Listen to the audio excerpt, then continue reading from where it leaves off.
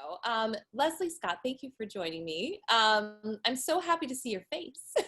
I'm happy to see your face. I've been following all the amazing stuff you've been doing, Oh gosh. and you being a mom to two precious children. What a Yes, blessing.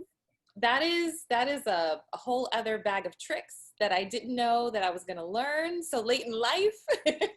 But I do know that you have been doing so much for, as you were just talking about kids, but have been doing that for a long time. So when I first met you, you were teaching over at Edge, and you had I think you were teaching hip hop, and I feel like you were one of the teachers that I knew that really had a relationship, like really engaged with kids on a much more deeper level than just, hey, come take my class. And so when I looked at, some of the stuff that you've been doing more recently, I'm like, this is who she's been for so long. And if people have not been taking notice, they should sit up and notice now.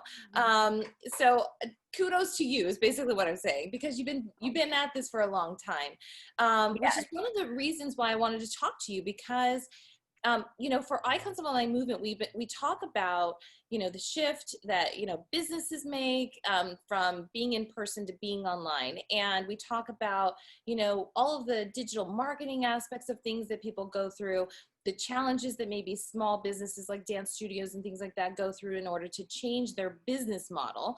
But some of the things that have not changed are some of the things that you've been talking about for a long, long time. And that is the way that we interact with kids, the messages that we send with the choreography that we are placing on different, dance studio competition routines, and the way that we present ourselves as a community and industry and interact with each other. And so I wanted to kind of bring that onto this stage, if you will, to know that it does impact, right? With my white blase background, and really just have a conversation with you about the organizations that you've been a part of for a very long time, the virtual conference, that you had recently, where you had a whole panel with doctors and industry experts, and really just your take on how the industry has responded, and potentially not responded, and where those changes still need to be implemented. And I know that's a really big question, but you That's tackle okay. whichever part, and then I'll come Yes. back to you. Okay. Thank you so much. Yeah, I appreciate the opportunity. So, really the organization, it's called Youth Protection Advocates in Dance. It was a division of a nonprofit called Edify Movement, where I started to do a lot of work in Los Angeles down at Skid Row, really trying to engage dancers to kind of come outside of the me mentality, because it can be really easy to kind of get stuck in that echo chamber, which leads to a lot of unhappiness, actually. So, I mean, I started the nonprofit to address some of the problematic things in our industry that I experienced as a professional dancer, that I experienced as a teacher. And I was like, wow, these things are harming me as an adult. What must they be like for the kids? Because this is all trickling down to the kids. Because, I mean, with all the amazing work that you've done and how high profile you've been as a professional dancer, that these children look up to us as role models. And, you and I both come from an era where we know what it was like before So You Think You Can Dance. We know what it was like before YouTube. We know what it was like before Instagram. We remember the days before TikTok. So I think that you and I are in like these really very privileged positions to see the changes. And to say, wow, so much of this has celebrated dance. It has been able to bring dance into the living rooms of homes that people would, more than likely not be able to engage with our art form. And there's a lot of good, right? Jobs have been created. One of the number one ways that people sell their products is through dance. And then, there's also this whole other category, which is when something becomes more visible, there is the chance that it's going to be exploited. There's the chance that it's going to become modified. There is the chance that there's going to be a higher level of abuse because big money now gets involved. Dance is $1 billion industry. We are no longer a small mom and pop studios, couple studios, in the city. We are now $1 billion industry that spans the entire globe into third world countries, into first world countries. We are a juggernaut. And when I started YPAD, it was because I was trying to talk to leaders in dance about things like sexualization, objectification, sex abuse, kind of blurred boundaries. And the only reason I could start YPAD was because I was involved with all of these things myself. I showed up to Hollywood in my baggies and my jersey and my dunk. And within a year, I was told by my mentors, you have to lose weight. You need to show your body more. You need to be more sexy. You need to play more sexual music. Your choreography needs to be more ratchet. Like, these people that were my mentors that I really looked up to were telling me the recipe of success is sex sells. It's not so much about maybe your talent, but it's more about your aesthetic, what you look like. So let's kind of forget how we feel, and let's focus more on how we look. And that's going to be how you're going to climb this kind of ladder to success and relevance in our dance industry. And the interesting thing about it is that it works. And so, when you are engaging in behaviors that are actually really harming healthy sexuality, that is actually really harming body agency, being grounded in our body, feeding our bodies appropriately. But then on the flip side, there's such a reward system to it. There's a place where the mental health gets compromised. So I used to be very much into self-sexualizing. I choreographed 22 carnivals. They were all, not all of them, but the majority of them in the beginning of my career were highly sexualized. And that became my brand for a while. And I mean, you being somebody who's been, in the audition circuit, and you've worked with a lot of artists, that this idea of what dancers look like is through a narrow lens of hot and sexy. And a lot of times it's not even the most talented dancers that get the job. It's the ones that fit the aesthetic breakdown. We need a Black girl with a big booty. We need a white girl with big breasts. We need, all these things that are really objectification. They have nothing to do with the purity of the art form. And we've kind of just all accepted this. Like, oh, this is just how it is. Yeah. So we have pervasive eating disorders. We have a lot of anxiety, we have a lot of depression, we have a lot of anxiousness, because once you do this job, you got to get into this job, and and the competitive nature. And then along comes social media, where now we have 24/7, we are inundated with dance now goes online. So now we have quantifying our value through the currency of likes and followers. And it becomes a way that we build and a self-promotion. And then we find out that it's not really the best teachers getting the job, it's the ones that are the best at self-promotion. So it's like, there's a whole generation of educators. I've been teaching for 31 years. This month is going to be my 31st year teaching. And there's this whole generation of educators that have lost our jobs to 14 and 15-year-olds, because, so we're the 11-year-old master class, is, teaching the master class happens. Yeah. So, when I developed YPAD, my goal was to create a certification program, because a lot of people may not really realize this, but we are one of the only youth-centered activities in America that has no governing body. We are a free-for-all. We are just like, anybody can own a studio, anybody can teach dance, background checks are not normalized. It doesn't matter if you know anything about the emotional, physical, and sexual wellness of children, as long as you can pack the room, come on in. And I don't, I think that we saw with USAG and what happened in gymnastics with the Larry Nassar case, having a governing body is not always the answer, because what happened with USAG is they were actually a part of decades old cover up of being complicit in allowing sexual abuse to fester underneath their watch. But what I kind of look at YPAD is we're the bridge. We're filling in the gap. So our certification program is developed with phenomenal doctors and therapists that specialize in everything from sexualization, objectification, psychology of injury, eating disorders, social media management, sex abuse prevention, nutrition, body image, all of these kind of things that are really interconnected. You can't talk about body image without talking about food, because our relationship to food gets very broken about when our body image is broken. Exactly. So you can't talk about sexualization and think that it's living in a silo over here and it's not connected to actually sex abuse, because they are on a continuum. So all of these things are interconnected. So when me and the doctors and therapists developed this certification program, it is certainly for educators to be better prepared for in 2020 what is coming at us. I mean, we are dealing with anxiety disorders that are at an all-time high. We are dealing with children who have suicidal ideation, children who are experiencing high levels of potentially harmful behavior online, but they're getting awarded for it, so they engage with that more, not necessarily understanding that there's online predators that could be targeting them. Okay. And then, I think the other thing for the certification is to heal us as educators, because a lot of the choices that we make as educators is coming from unresolved trauma. It's coming from our own experience with our own mentors who told us what their mentors told us. So it's kind of like this generational thing, where it trickles down, and nobody is stopping and saying, you guys, we're all in this red room and we can't see red, and we're in a 911 here. That because the red room is just so like, we can't even see the problem. So I kind of took myself out of Hollywood for a while and started to look at what I was doing, my behaviors, where am I responsible, where am I culpable, where did I go wrong as a role model, not just for myself and my own well-being, but for the kids that were looking up to me, for the kids that wanted my autograph, and so, the certification was born. And social media, I know, is something that you want to talk about today. It is a really big part of my journey with education, because we were able to do the world's first social media study specifically on dancers.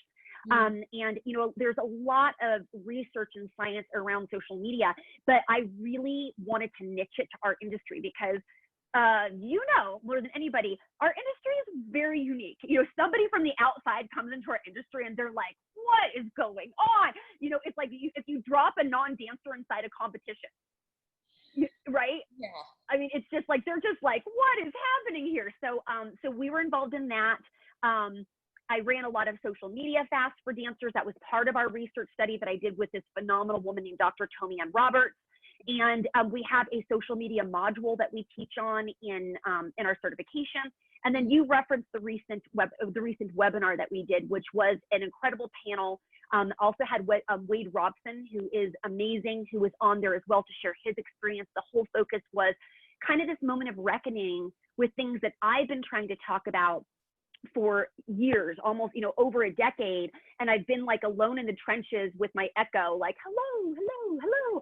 And even having people, not want to talk about it. And this doesn't happen in our industry. You're effing with our money. And it's really interesting to kind of see the abuses reach a crescendo to the point that now it's trending to talk about these things. And so for me as an advocate and as a sex abuse survivor myself, it's a real profound moment in kind of my activism to see from when I was ostracized in Hollywood to try to talk about these things, to see now that everybody's kind of trying to get a piece of the pie because it's the trending topic.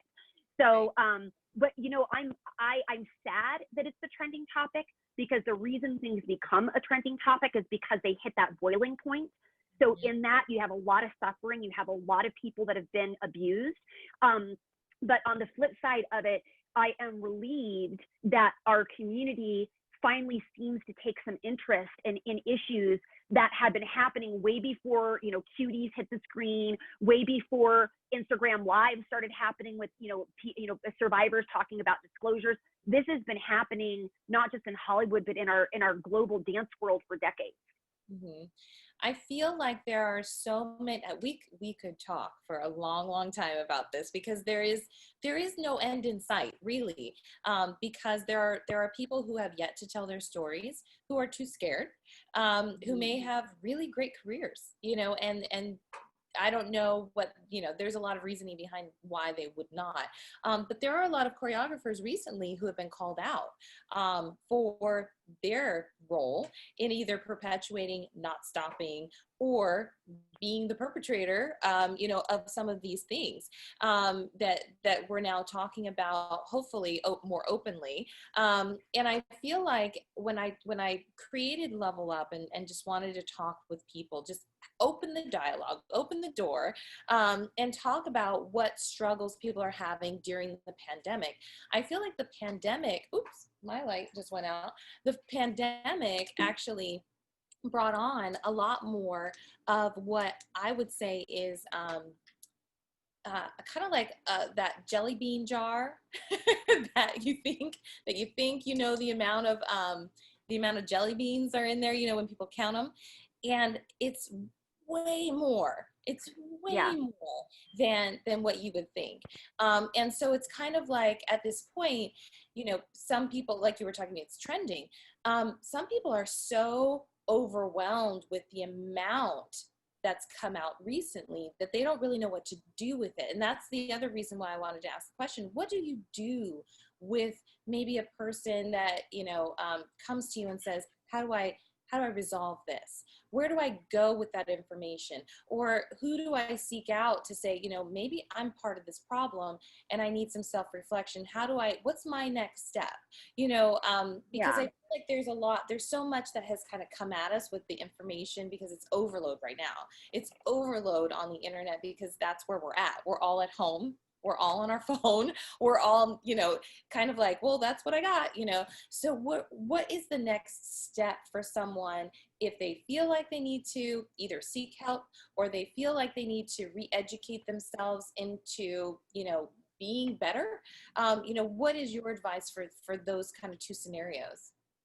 Well, I mean, I'm going to first start with what you said about, you know, that all now in the pandemic, we're kind of having this tsunami happening. And I think that one of the reasons for that is that when you are a survivor of sexual trauma, there are a lot of coping mechanisms that you use to suppress that experience. Mm-hmm. And when we now are all locked in our houses and quarantined, and workaholism is one of those coping mechanisms, Mm-hmm. and those are taken away from you, and the distractions from the uncomfortable, painful memories, emotions are taken away from you, suddenly that has no place to go but up and out. So I think that has been a catalyst to why we see in this moment of time, the environment has created the opportunity for people to have to sit with themselves long enough to reckon with what has potentially happened to them. So, you know, in terms of, you know, when we are being inundated, or maybe we're surprised. I mean, for me, it's, you know, it's very different because I've been working on, you know, sexual abuse advocacy for 10 years, 9 years through YPAD, probably 11 years, but, you know, 9 years through YPAD. And so I really understand that for other people, though, it is so shocking. And I would say that really the number one answer is what you have your doctorate in, education. We have to, as a culture of dancers who have never had to do one moment of education to engage in our art, we have to be humble enough to sit down and get educated. Because part of the problem with us not having a governing body is we've never had to jump through any hoops to access what we want to do. It's always just, oh, I'm so sorry, but you can't start the job if you don't get CPR certified. Oh, I'm sorry, but you can't start the job if you don't pass your background check. There hasn't been any mitigating markers or factors put in place. So this idea of sitting through education is really kind of unusual for a lot of our community. Mm-hmm. I think there's people like you and I who are just like natural learn-it-alls, and we want to learn everything, and we really thrive on continuing education. That's just kind of built in our DNA. But there's a large number of people who find it very difficult to actually sit through education. And you know, the YPAD webinar was recorded. It is 2.5 hours of its, Dr. Tomi-Ann Roberts, who's our sexualization specialist, Dr. Christina Donaldson, who's an adolescent psychologist, Sammy Rader, who's our social worker who specializes in survivors and offenders, Katie Gatlin, who is a clinician that specifically works with trauma modalities and how trauma impacts like the epigenetics of trauma, so physiologically and cellular, how trauma acts out. We had Wade Robeson, we had Misty Lown, who's the current leader of YPAD, and then we had a Q&A. And it is all, how do you prevent sex abuse? What is sex abuse? How do you take a disclosure? And then what we did is we posted that free webinar along. We extracted the module, the sex abuse prevention module, out of the Fuller certification experience, and we put those up on our website for free. Mm-hmm. So you can access the sex abuse awareness and prevention module from YPAD certification completely for free. And you can access this 2.5 hour really robust experience where we are also modeling to the community how you talk about these types of topics. This is a really big reason why I went to Misty and I said, I really want to do this. And let me tell you why.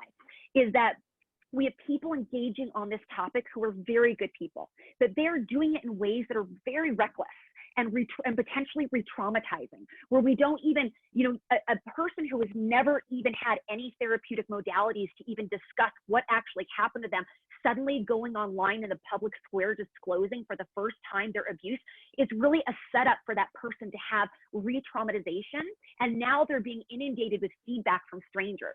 Now they're being inundated with being outed. Even some people have been outed through this process that were not ready to come forward. So I think that our motivation to do this is there's a way to very calmly, to really kind of reduce the charge of the topic, to look at the facts, to with a tender heart and a mindful intention, discuss something that can be so activating to people, either because they've been abused or maybe they have been that person that's been culpable. Maybe they've been that person that has been complicit. Maybe they are the abuser. So I would say that to start, go to ypadnow.com and work your way through that webinar, work your way through the sex abuse module, because we cannot, this crazy thing, honestly, this is something that is a statement that people find hard to believe. The majority of sex abuse is preventable. This does not have to be an epidemic. This is actually one of the few things in life that education fixes. Because how can you know something's a red flag if you've never been educated that it's a red flag? Right. Well, because a lot of times people are learning this from, like as you said, when you were talking about coming into Hollywood and kind of hypersexualizing how you presented your choreography or how you presented yourself at different auditions. That's how we learn what is acceptable, is from people who we look up to. And some of the things that we are all used to in our own homes might be something that I think is normal, but is completely irresponsible and illegal at some point for someone to be, experiencing at home, and then they pass it on to maybe their kids, so those are things that are learned, whether it's inside your own home or in your industry, that if you do have that education, you can either have that light flip on and say, oh my gosh, this has been happening for years, or to say to somebody, because you recognize those particular signs, to say, I need you to have a conversation or present the information in the way that you're talking about, in a way that diffuses kind of that shock and awe of it, and really find a common ground where it's a sharing of information that is less confrontational. Because I think that what I've been seeing is something that you've been talking about, IG lives with people telling their stories, which is honorable and heartbreaking, and all of these emotions that people are pouring out, and re-traumatizing at the same time. And I feel like, my gosh, for the people who are coming forward, bless their heart, but for the people who somehow in one sentence got outed as another victim, how horrible to not know that this storm just came to their front door. You know what I mean? Yeah, I mean, definitely. And I think that, all the points you just made are really important ways for us to be more thoughtful before we kind of let that fight, flight, amygdala, that impulsive reaction, happen. We have to have training, and the we did a whole thing on the sex abuse module called trauma-informed approaches. There is something called trauma-informed approaches, trauma-informed language, and none of these Instagram lives I've seen have even begun to even come through that lens at all. So if you want to be being an advocate for sex abuse survivors, it's much more than just getting online and doing an Instagram live about it. You have to understand the complex trauma of survivors. We have to understand also that many of these survivors can easily feel pressured because they have never yet realized that they are allowed to say no. So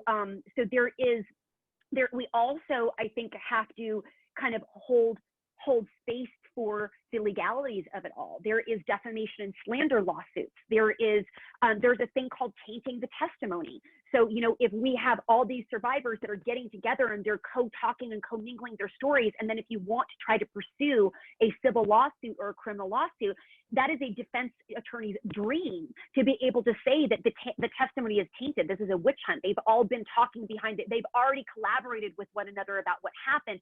one of the things with the Nassar case that actually brought down Nassar is that the investigators were able to find women who didn't even know each other in separate places that had the exact same story. And this is exactly what's happening with the Epstein cases as well too, because so then they're corroborating the same experience, but they know that the testimony is not tainted. So I think that, you know, the other thing that has not been given its kind of due diligence is what the aftercare. What happens when the Instagram live turns off? I'll tell you what happens, because I have been inundated with conversations with survivors over these last couple of months. They feel really empowered, and then a day goes by, anxiety. 2 days go by, they're freaked out. 3 days go by, suddenly they're getting bombarded, too over-connected, too many people ringing in on their story.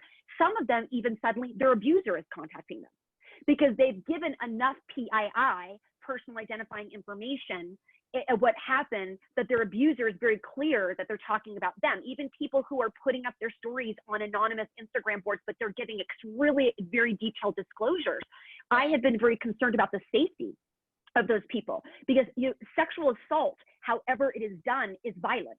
Whether the actual act is violent, because there is sexual assault that can be coercive. There doesn't have to be hitting. There doesn't have to be, someone covered your mouth. It's like people have this idea of what rape is, right? We have this idea of what a rapist looks like, of what an offender looks like. It's the guy on the corner with a pitchfork and horns, and it's going to be violent. Actually, the majority of sexual assault does not play out like that. 90% of people that are offenders, that are abusers, are people that we know and trust, people that are talented, people that are endeared by the community, people that have charisma, people that have groomed your parents, people that have groomed the community. So we have to really get these myths out of our mind about what it looks like. And we have to think about aftercare if we're really going to be survivor centered. So if your interest is just to raise your profile by discussing this, and you want to be sensationalistic, and you want to use people's suffering as entertainment, then okay, this is the way to do that. This is the way to do that. But if you want to really be survivor centered, there's a way to bring attention to the issue while really being very thoughtful that these survivors are in an incredible moment in their time. And what I've been telling the survivors that have come to me, which has been many who have said, should I disclose? Because now everybody's the question now, should I go on Instagram Live and disclose? That's what I'm getting. Should I go on Instagram Live and disclose? And what I have said, and what our doctors and therapists have said, is that, you know what, that's not a decision that you make now. First, you get behind closed doors in a private space. Let us help you find a therapist. Let us help you find a support group, and you work out and you investigate what even happened. What happened? What happened? And because of what happened, what have been the psychological impact to your life? Because sex abuse is not sex abuse. Sex abuse is eating disorders. 70% of people who have been sexually abused end up with an eating disorder. Sexual abuse is promiscuity. Many people who are sexually abused then believe that this is their greatest value. So they act out sexually. They believe that the best way to negotiate, the best way to get out of consequences, the best thing that they have to offer is their body. Sex abuse is perfectionism. Sex abuse is a obsessive compulsive disorder. Sex abuse is anxiety disorder. So sex abuse is not some isolated incident that happens. There is short and long-term consequences. Sex abuse is insomnia. Sex abuse is trust issues. Sex abuse is isolation. Sex abuse is shame. It's guilt.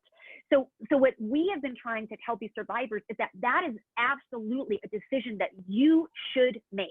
And you should make that not through your trauma lens.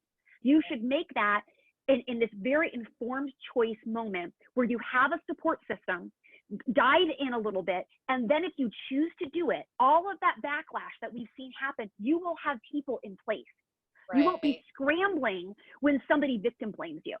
You won't be scrambling when the abuser suddenly texts you, because you're going to have a counselor, and you're going to have a support system, and you're going to already have some recovery underneath your belt. And because Wade says something that is just so true, and me being a survivor, I can share this is true for me and for many, is recovery is an inside job. No matter what the abuser does, no matter what happens to the abuser, it will not lead to your recovery. That is really hard for people to understand. But if an abuser gets put in jail, or if an abuser gets called out, that doesn't mean that I'm still left with the residual effects of the trauma that for some of us has been decades. Yeah. So this is an inside job. Recovery is much bigger than an Instagram live. And I just get really worried that our community thinks that engaging in this topic is watching these Instagram lives with our popcorn and our Cokes and our, being like, oh, this is an interesting, Jerry Springer, sex abuse and dance. Instead of thinking, you know what I should be doing? I should be going and getting educated. Go to ypadnow.com. Go to Darkness for Light. If you don't want to do our educational training, go to Darkness for Light. They're amazing. They have a $10, educational training on sex abuse and how to be an ally. So, I mean, obviously, I'm very passionate about this because I've been doing the aftercare for all of these people that have kind of got caught up in this Instagram, disclosure fest that has been happening online. And it really breaks my heart. And I don't think these people thought ahead enough to know that this is going to be the effects. Yeah. I feel like it's difficult because I'm not in their position to say, what their instant motivation is to go online and disclose. But I do feel like if there's anything that can come of that, it's that it got my attention to have another conversation. You know what I mean? Right. And so I can say that that's where I'm doing my part, and I think you always are doing your part, in and maybe even more than your part, and maybe you need some hugs because I'm here for your virtual hug every day. I do think that I know, and that's I feel like that's another part that is missing, is that we are all virtual, and sometimes it's not even about the talking. It's just about the healing and the silence and embrace, right? And so I hope that when people watch this, they can say, number one, they're getting information that maybe they didn't know they needed, and two, they can seek out information because they're going to do their due diligence. Because for me, I sought you out because I saw you doing your webinar, and I was like, what are they talking about over there, because I'm absorbing it all as the online kind of thing doesn't go away. Like, it's not going away. So I'm just kind of trying to dig a little deeper as to what it is that people are focused on and passionate about. And I feel like you've been in this for so long that it's great, but it's also really maddening at the same time that the message has only come through at such a rate right now because people have time to listen, that people have time to get the information that maybe they should have been getting a long time ago. And how sad that is, that maybe some of it could have been prevented over all of these years, when people could have just perked up just a little bit, Yeah. Well, I mean, I think it also kind of comes from our, this is a high responsibility from our studio directors, our agencies.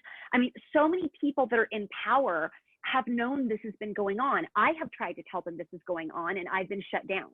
So this is something where this is more than likely going to have to come from the ground up. We're seeing this a lot of the civil unrest, right? The systems are in place, the power is in place, the power is oppressive, and we need to get loud enough so that the agents have to start getting involved. The directors, SAG, AFTRA, like all these people that really should be championing a safe place. We should be normalizing discussions around, sexual misconduct and sexual harassment.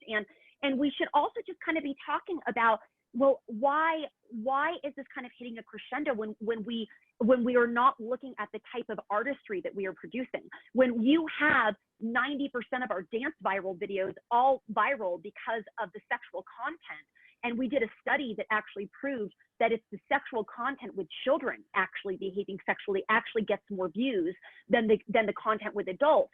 We kind of need to look at the intersectionality of those two things. Right.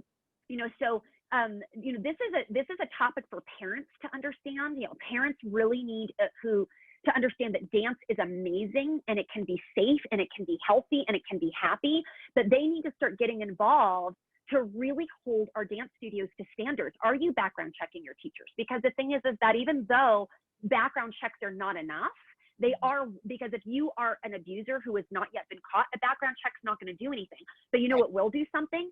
Understanding grooming.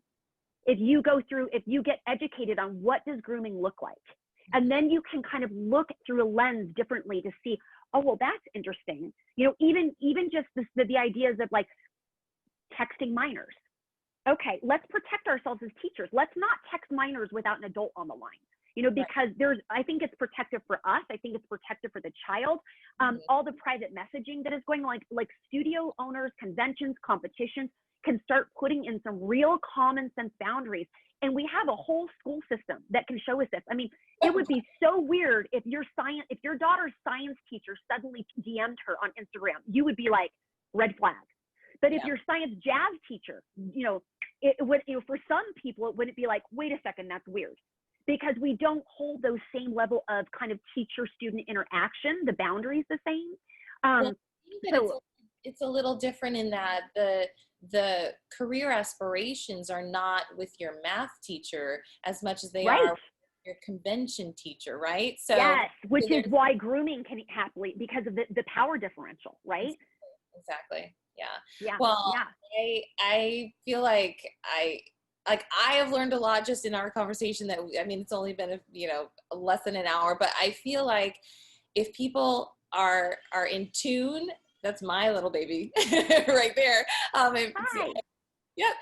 If people are open, I think that we will have many more conversations that can lead to change. Like you said, from some of the industries side of things, I have seen, different notices go out about from SAG-AFTRA as far as working with children and sex abuse education.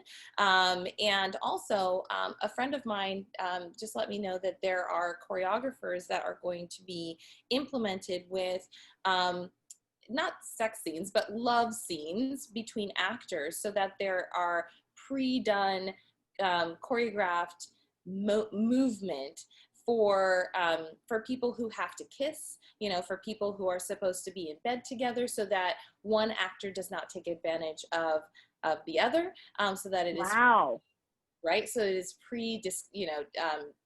agreed to in some instances, and then pre-choreographed for others. So those are things that I think, if you did have someone who might be in the predator category wanting to take advantage of a love scene on set, you're most likely going to have that.